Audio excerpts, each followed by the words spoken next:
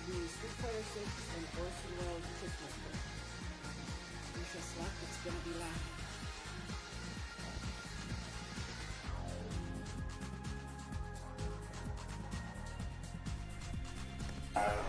In a world where chaos reigns and connection seem fleeting, one visionary endeavor seeks to bring us all together. Zen Theatre live after dark.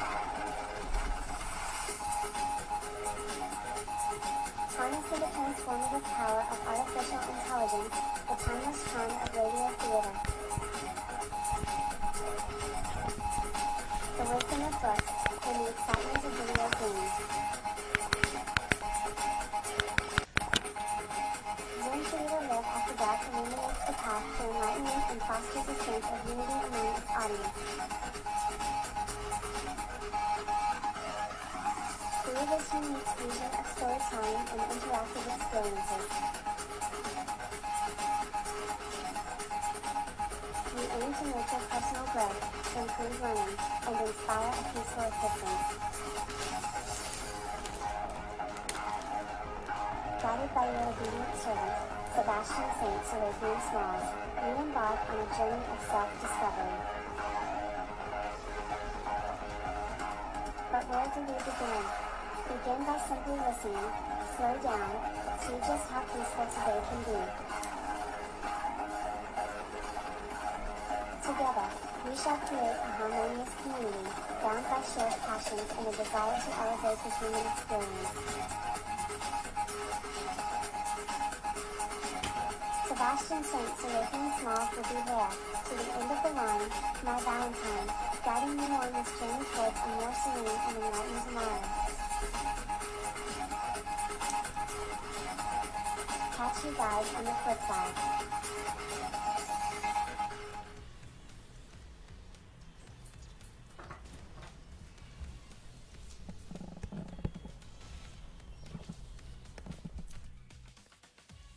Greetings, children. It is I, your obedient servant, Sebastian St. Smalls. Oh, come on, we begin by simply listening, slow down, and see just how peaceful today can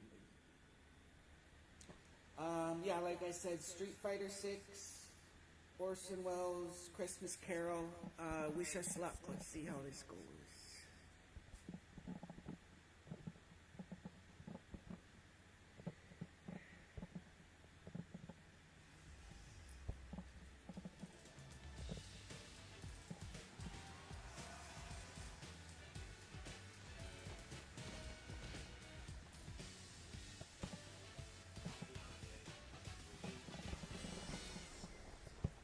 How long do I take to get started over here?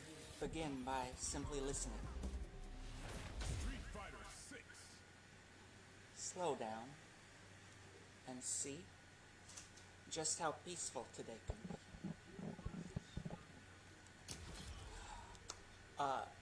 It's my honor to be here with you. This is, if this works right, this is the most technically difficult Zen Theatre Live I've ever put together, but I won't go into the details. If this goes right, this is going to be Orson Welles' Christmas Carol with Spiderman. So, Good combination. wish us luck. Good luck.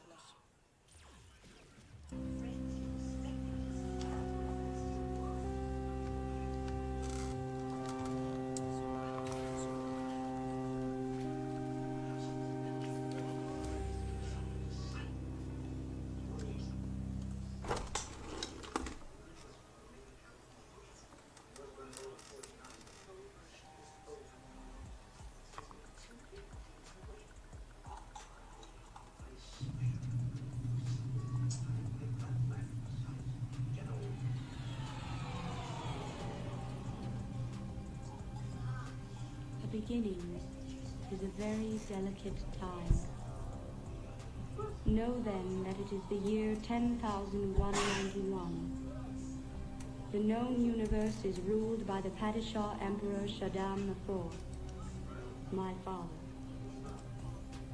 In this time, the most precious substance in the universe is the spice melange. The spice extends life. The spice expands consciousness. The spice is vital to space travel. The Spacing Guild and its navigators, who the spice has mutated over 4,000 years, use the orange spice gas, which gives them the ability to fold space. That is, travel to any part of the universe without moving. Oh yes, I forgot to tell you. The spice exists on only one planet in the entire universe. A desolate, dry planet with vast deserts. Hidden away within the rocks of these deserts are a people known as the Fremen, who have long held a prophecy that a man would come, a Messiah, who would lead them to true freedom. The planet is Arrakis, also known as June.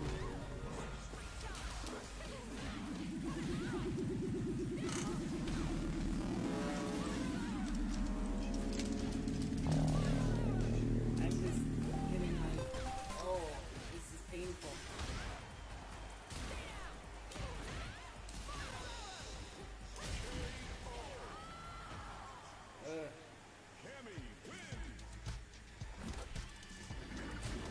If he doesn't rematch me, it's merciful.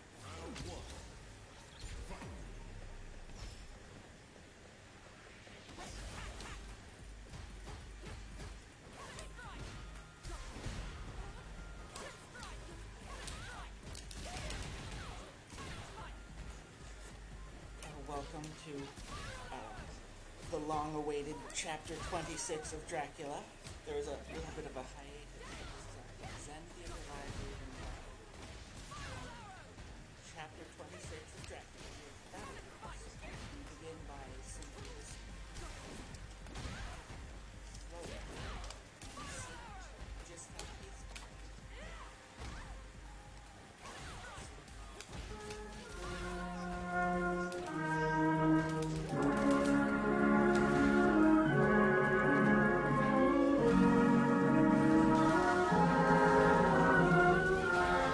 The makers of Campbell Soup present the Campbell Playhouse. Orson Welles produces.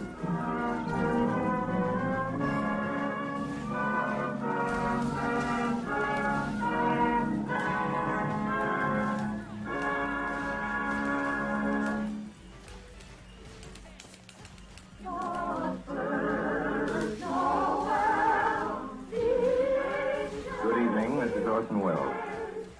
There are clearly a number of ways in which A Christmas Carol could be introduced.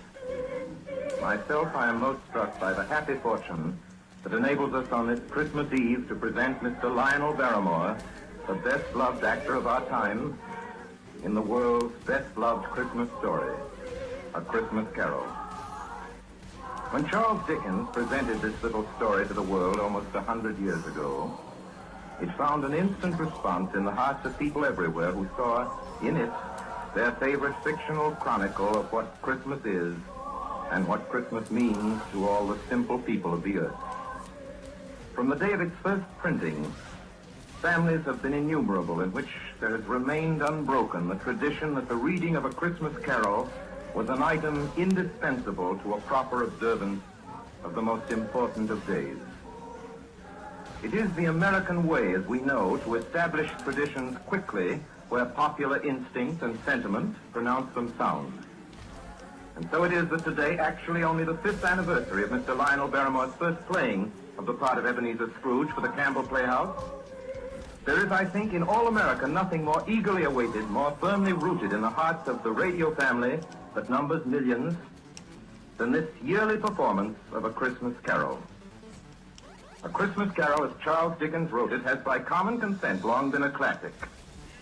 Mr. Lionel Barrymore's appearance in it is rapidly becoming one.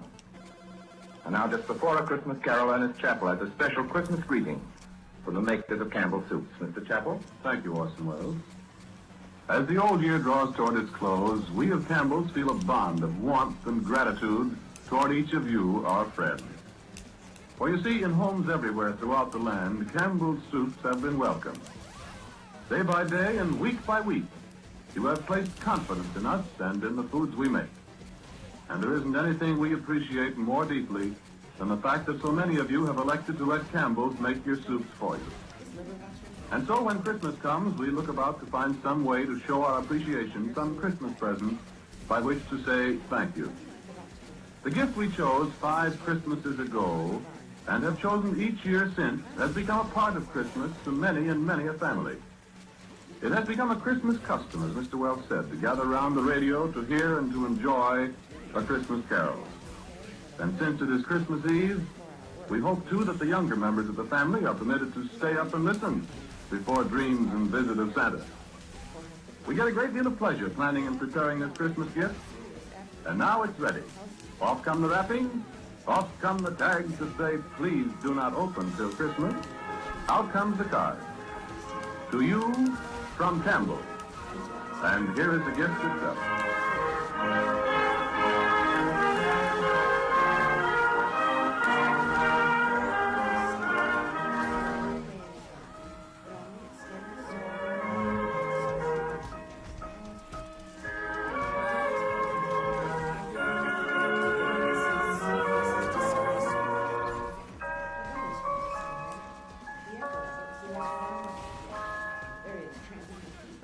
Marley was dead to begin with. There's no doubt whatever about that. The register of his burial was signed by the clergyman, the clerk, the undertaker, and the chief mourner. Scrooge signed it. And Scrooge's name was good upon change for anything he chose to put his hand to. Old Marley was as dead as a doornail. Scrooge knew he was dead? Of course he did. Scrooge and Marley were partners for I don't know how many years. But he was a tight-fisted hand at the grindstone with Scrooge.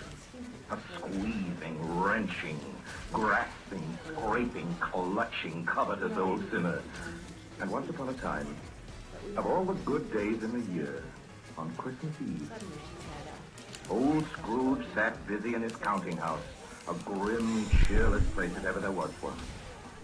The door of Scrooge's counting house was open that he might keep his eye upon his clerk, Bob Cratchit, who in a cold and dismal little cell beyond worked at his ledgers.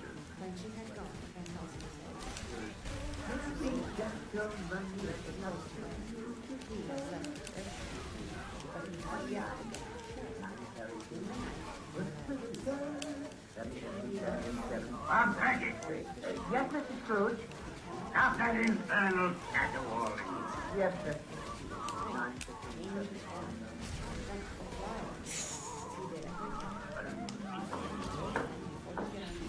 Idiotic Christmas carols is my very door. Come on! Get away from my door! Go somewhere else and fill your blasted carols or I'll give you in charge. Yes, and I don't want any of your old customs. Take your fellow fools and go away. I rest myself.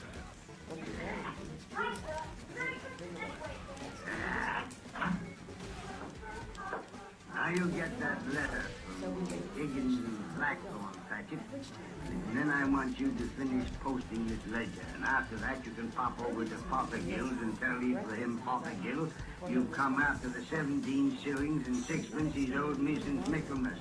And tell him I shall have a constable over there if he doesn't pay up at once.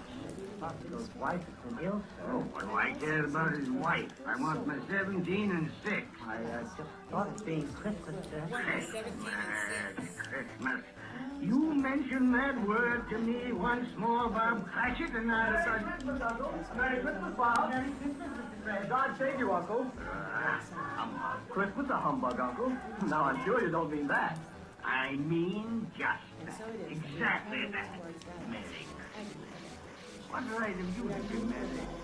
What reason have you? You're poor enough. Well, what right have you to be dismal about Christmas, Uncle? You're rich enough. Yeah. Now, Uncle, don't be cross. Well, what else can I be when I live in such a world of fools? What's Christmas to you but a time for paying bills without money? Merry Christmas. A time of finding yourself a year older and not an hour richer. If I could work my will, every idiot who goes about with Merry Christmas on his lips would be boiled with his own pudding and buried with a stake of holly through his heart. He should. Uncle? now, nephew. Keep Christmas in your own way and let me keep it in mine. Keep it, but you don't keep it, Uncle. Well, let me leave it alone. What do you want? Christmas gift, no doubt. I came to wish you a Merry Christmas, Uncle. Much good may Christmas do you. Much good it ever has done you. There are many things from which I derive good, by which I have not profited materially, I dare say, Uncle. Christmas among the rest. But I have always thought of Christmas time as a good time. A kind, forgiving, charitable, pleasant time. And therefore, Uncle, though it has never put a scrap of gold or silver in my pocket, I believe it has done me good and will do me good. And I say, God bless it. God bless Christmas. Hurrah! Let me hear another sound out of you there, Bob Cratchit, and you'll keep your Christmas by losing your situation. As to you, nephew, I wonder you don't go into Parliament. Talk enough nonsense. Oh, don't be angry, Uncle. I want nothing from you. I ask nothing of you. Why can't we be friends? Good afternoon. I'm sorry you feel that way. Well, I've tried. A Merry Christmas to you, Uncle. Good afternoon. And a Happy New Year, too. Ah, And a Merry Christmas to you, Bob, the missus, and the time deal. Thank you, Frank. Thank you, sir. Good day, sir. Good day, Bob. Waddle, flummery. Talking of Christmas and not 2 sixpences to jingle together in his trousers pocket. Hey, you there, Bob Cratchit, come here. What are you doing there? Putting a bit more coal in the fire, Mr. Scrooge. It's so cold in there, sir. You put that coal back into the scuttle. A fire, indeed. I can tell you, if you use coal at that rate, you and I will soon be parting company, Bob Cratchit. You understand that? There's many young fellas like your situation, you know. I'm sorry, sir. My fingers were getting a little stiff with the cold. Then put on your mittens. Someone at the door. Go on, see what it is. Yes. Good afternoon. The firm of Scrooge and Marley? Yes, sir. I'd like to see the head of the firm, if I may. Oh, very good. What is it? A gentleman to see you, Mr. Scrooge. Huh? Have I the pleasure of addressing Mr. Scrooge or Mr. Marley? Marley's been dead these 7 years tonight. I'm Scrooge. Well, now, Mr. Scrooge, at this season of the year, it's only fitting that we who are more fortunate should raise a fund to buy the poor some meat and drink and means of want. You may not believe it, sir, but many thousands are now in want of common necessities, and hundreds of thousands are in want of the simplest comfort. Are there no prisons? There are plenty of prisons, sir. And the workhouses? They're still in operation, I trust? I wish I could say they are not, but they are, sir. The treadmill and the poor law are in full vigor then? Both very busy, sir. Glad to hear that. I was afraid from what you said at first that something had occurred to stop them in their useful cause. No, sir, all these institutions that you mention are flourishing. But it's nevertheless true that some additional provision for the poor and the destitute must be made. A few of us upon change are endeavoring to raise such a fund, you see. And what shall I put you down for? Nothing. Oh, I see. You wish to be anonymous, sir. I wish to be let alone. I don't make merry myself at Christmas time, and I can't afford to help make a lot of idle people merry. I help to support the establishments that take care of the poor. They cost enough. Let those who are badly off go there. Many can't go there, sir. And many would rather die. Then my advice to them is to do so and decrease the surplus population. Besides, I've only your word for it that all this is so. It's the truth, Mr. Scrooge. Well, so be it. It's not my business. It's enough for a man to understand his own business and not to interfere with other people's. Mine occupies me constantly. Good afternoon, sir. I quite understand, Mr. Scrooge. Thank you. Show the gentleman out. Yes, sir. This way, sir, please. I couldn't help overhearing. I should like to contribute something. Thank you. Yes, sir. It isn't much, but it's all I can afford. But there are others in worse situation than I am. You're a generous fellow. I wish I might say so of your employer. Thank you. Yes, sir. Good afternoon, sir. Good afternoon. Thank you. Merry Christmas. Merry Christmas. Yes, sir. Close the door. Yes, sir. 34, 31. One and carry 2. And scarlet tip at the tiny pin. Comb for Martin. 33, 3 and carry 3. A hair ribbon for the limit. 4, 7, 12, 15. Thank you. Yes, sir. Yes, sir. It's too late to have you go to Fothergill's. You'll be closed up for Christmas like these other fools. We may as well close up the place now. Yes, sir. It is getting a little dark. I'm hard to see the figures. I suppose you'll want the entire day tomorrow. If it's quite convenient, sir. It's not convenient. And it's not fair, either. But I suppose I can't do anything about it. If I was to stop half a crown of your wages, you'd think yourself very ill-used, I'll be bound. Well, sir, Yeah, if you don't think me ill-used when I pay a day's wages for no work. it's only once a year, sir. Once a year. Once a year, indeed. A fine excuse for picking a man's pocket every 25th of December. But I suppose there's no good talking. You must have the whole day. Well, see that you're here all the earlier the next morning. You understand? Oh, I will, sir. I will indeed. Good night, sir, and Merry Christmas. Merry Christmas!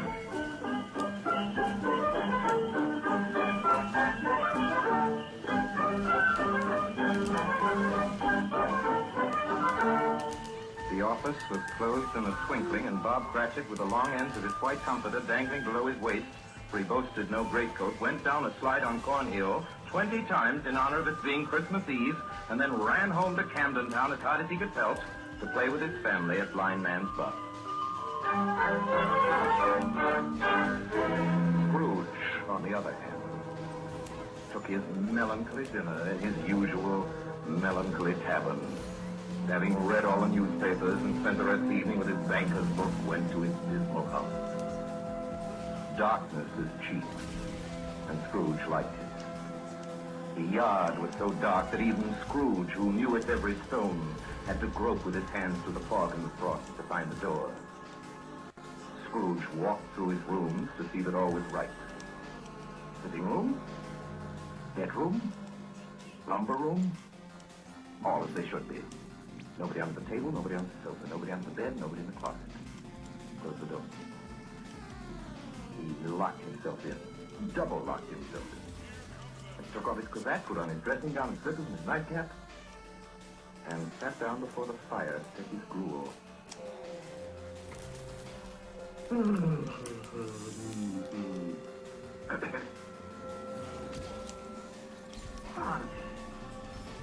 Marley?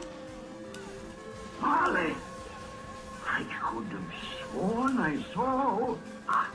Humbug. Marley's been dead these 7 years. Humbug. All humbug. What I need is a good night. What's that? Someone's in the place. But the door's locked and double locked. Something's... It's coming. Something is... It's coming closer. Outside my door.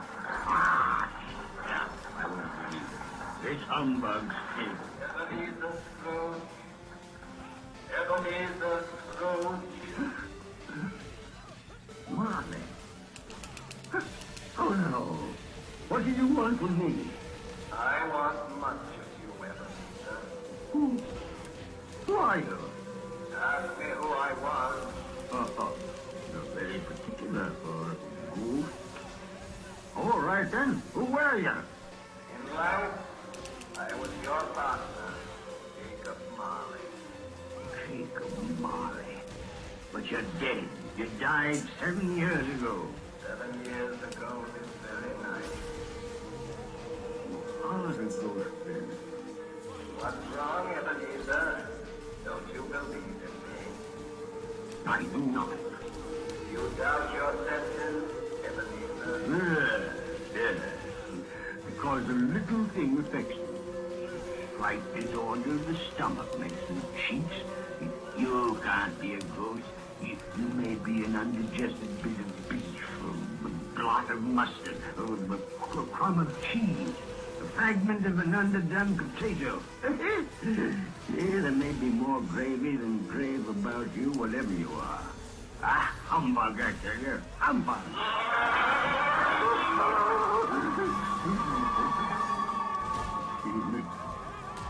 I do believe in you. You are a ghost. But why do you walk the earth, Jacob? Why do you come to me? It is required of every man that the spirit within him should walk abroad among his fellow men and travel far and wide to witness what it cannot share, but might have shared on earth and turn back. Well, tell me, Jacob, what is that chain you wear around you? I wear the chain I forged in life.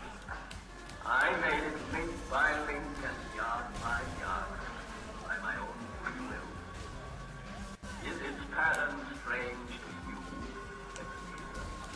Cash boxes, keys, padlocks, ledgers, curses. Yours was as heavy and as long as this 7 years ago. You have labored on it since, Ebenezer. Oh, Jacob. Speak comfort to me, Jacob. Comfort I have none to give. I cannot rest. I cannot stay. I cannot linger. Weary journeys lie before me.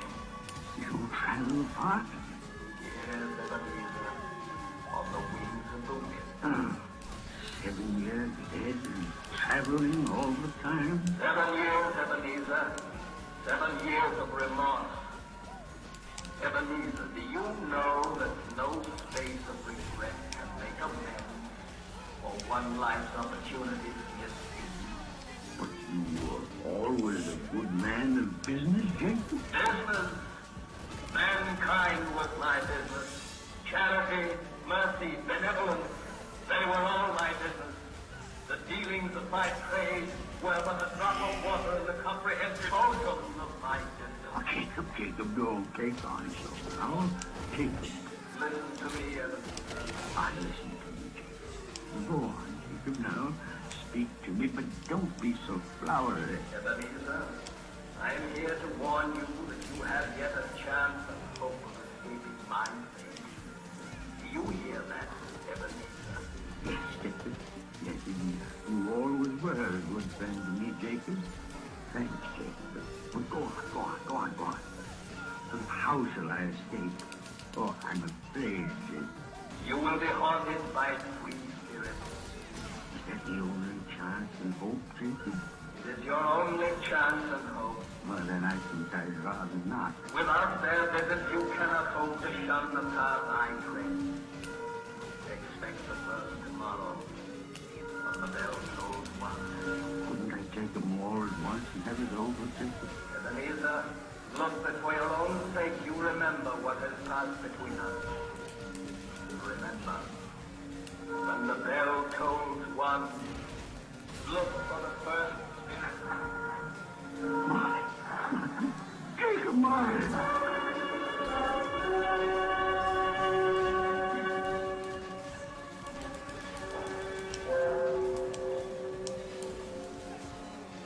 Scrooge awoke. He was lying on his bed fully dressed.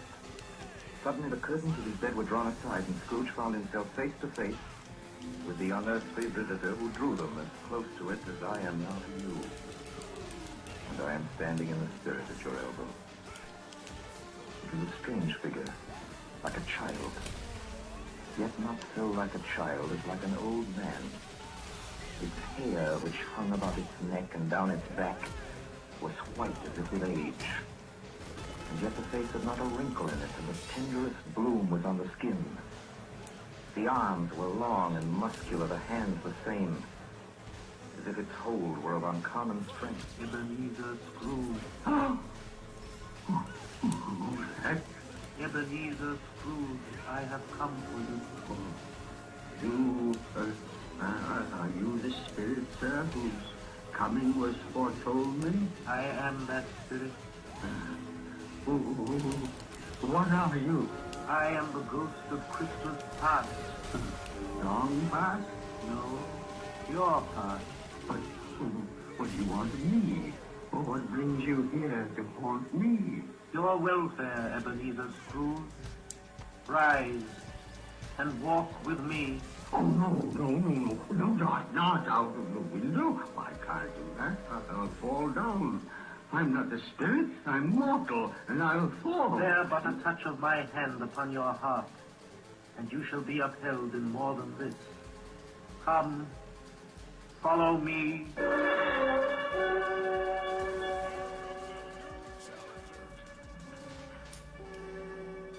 Now, what's become of the city? There's snow upon the ground. Where are we? These are the shadows of the things that have been.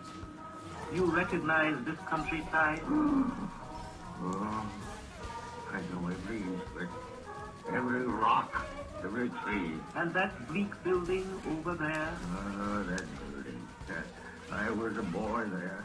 Yes, I went to school in that horrible place. Do you recollect that past? I could walk it blindfold. Strange you should forget it so many years. Come, let us go closer. Look through the window into that cold, barren room. What do you see, Ebenezer Scrooge? I see a boy. A solitary child, neglected by his family, alone. Yes, I see. I know that boy. Oh, I was so lonely. Poor boy. Your lip is trembling, Scrooge. And what is that on your cheek? It's nothing at all. I wish it's too late now. What's the matter? Nothing.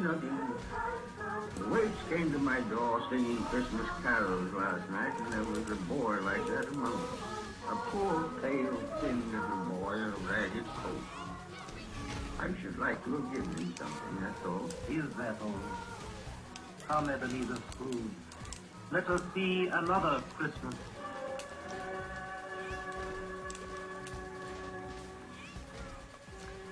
Do you know this place, Ebenezer Scrooge? Know it? Know it? Why, this is the counting house where I was apprentice. Listen. It's my own master, bless it. Old Fezziwig, my master, alive again, and hosted one of his Christmas parties. Listen to him.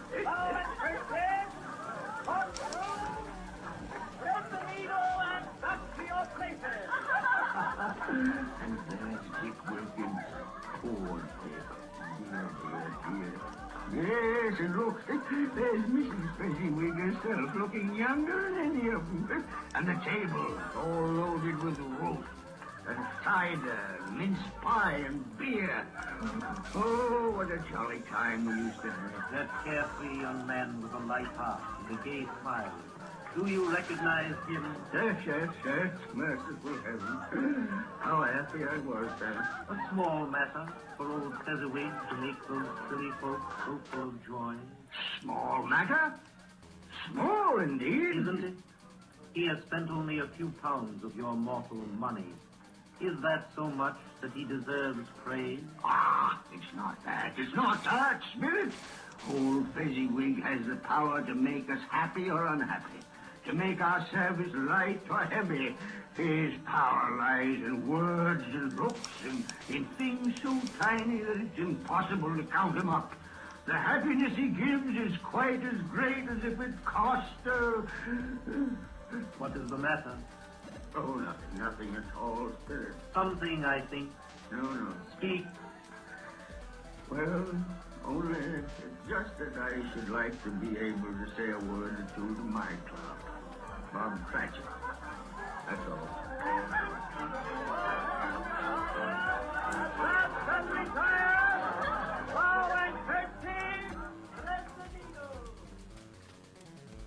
My time grows short, and we have yet another journey to make.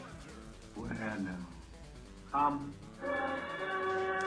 This is our last visit to the past, Ebenezer. Here, in this little room, with a fair young girl by your side. Do you recognize yourself, Ebenezer? No. Spare me this. You're older now. A man in the prime of life. Your face has begun to wear the signs of care and avarice. Your eyes are greedy. The eager, restless eyes of a miser. No, please. She knows it too. That girl by your side. There are tears in her eyes. Very little. I know that. Belle, have I changed toward you? When we were engaged, we were both poor. Was it better then? Better to be poor? Better at least to be happy. You're changed. You were another man then. I was a boy. You blame me because I've grown wiser. Have I ever tried to break our engagement? In words, no. In what then? In a changed nature. In an altered spirit. In everything that made my love of any value in your sight. So I release you from your promise. Belle! Always first it may cause you pain to love me. A very brief pain. But soon it will be dimmed by the hearkening of the dream. An unprofitable dream. And you will be glad to be awake from such a dream. May you be happy in the life you have chosen as maker. For the love of him.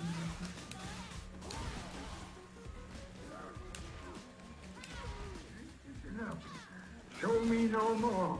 Take me home. These were shadows of the things that have been. That they are what they are, do not blame me. No, no more, no more. One shadow more. Come. Do you see this man, Ebenezer Scrooge? This man might have been you. And the woman beside him, your wife. And that girl might have been your daughter, Ebenezer Scrooge. She might have called you father. She might have been a springtime in the haggard winter of your life. Show me no more. Listen now while they speak, Ebenezer. Belle, I saw an old friend of yours today. Who was it? Yes. Oh, I know. Oh, I know. Mr. Scrooge. Mr. Scrooge it was. I passed his office window. It wasn't shuttered. There was a candle inside, so I couldn't help seeing them. His partner, Marley, lies at the point of death, I hear. And there Scrooge sat, all alone. Quite alone in the world, huh? I can't bear any more.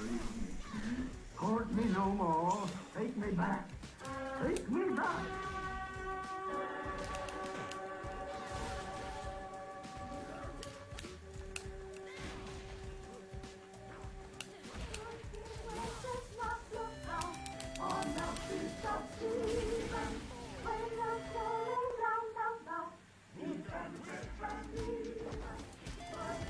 You are listening to the Campbell Playhouse, bringing you tonight the 5th annual presentation of Charles Dickens' A Christmas Carol, produced by Orson Welles and starring Lionel Barrymore as Scrooge.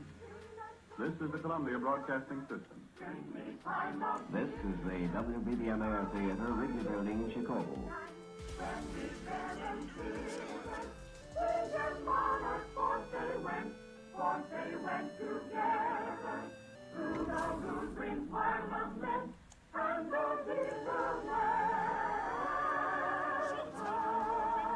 And now, back to the Campbell Playhouse and our 5th annual presentation of A Christmas Carol.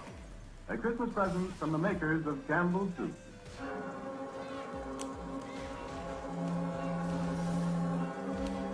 On the stroke of 1, Scrooge awakened suddenly and sat him bolt upright in his own bed. You remember the words of Marley's ghost and wondered from which direction the second specter would appear. At that moment, nothing between a baby and a rhinoceros would have astonished him very much. Now, being prepared for almost anything, he was not by any means prepared for nothing. And consequently, when no shape appeared, he was taken with a violent fit of trembling. 5 minutes, 10 minutes, a quarter of an hour went by, yet nothing came. Then, as he sat in his bed, he became aware gradually of a great blaze of ruddy light that seemed to shine upon him from the adjoining rooms. He got up softly and shuffled in his slippers to the door. It was his own sitting room, no doubt about that. But it had undergone a surprising transformation. The walls and ceiling were so hung with living green that it looked a perfect grove. From every part of which bright, gleaming berries glistened, and such a mighty blaze went roaring up the chimney as had never been known in Scrooge's time, or for many and many a winter season gone.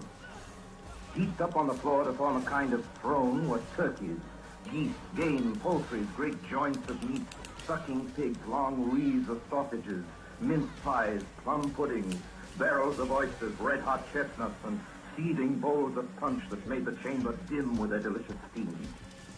In easy state upon this couch, there sat a jolly giant, glorious to see, who bore a glowing torch in shape not unlike Freddy's horn, and held it up, high up to shed its light on Scrooge as he came peeping round the door. Come in, Ebenezer Scrooge, and know me better, man. I am the ghost of Christmas present. Look upon me. You've never seen the like of me before. Oh, you're different from the other spirits. You're tall, almost a giant, and that great torch you carry. Its light falls into the homes of rich and poor alike. Spirit, take me where you will. Last time I went against my will and learned a lesson which is working now. If you have anything to teach me, let me profit by it. Touch my robe, Ebenezer Scrooge. Touch my robe.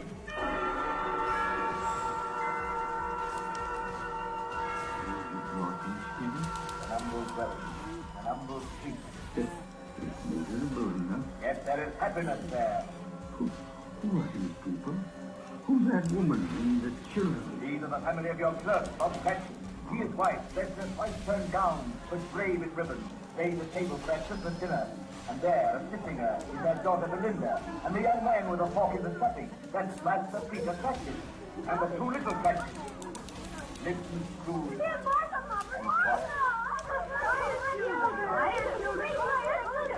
Bless your heart alive, Martha, my dear. Merry Christmas to you. Merry Christmas, Mother. Merry Christmas. How late you are, my dear. Oh, we had a deal of work to finish up last night, and we had to clear away this morning. Well, never mind so long as you're here now. Sit you down before the fire and have a warm. Lord bless you. Where's Father? He's been to church with Tiny Tim. They'll be along directly. How is Tiny Tim, Mother? Any better at all? Sometimes I think he is. And sometimes I think, oh, dear God, if anything should happen to Tiny Tim. Mother, you mustn't even think of such a thing. Here they are! Tiny Tim. Merry Christmas, everybody. Martha, welcome, my dear. Merry Christmas, Father. And Tim. Merry Christmas, Martha. Oh, Tim, you darling. Oh, Father, I'm so glad to be home. And we're so glad to have you, Martha. And how did little Tim behave in church, Bob? Oh, as good as gold and better. Oh, I like to.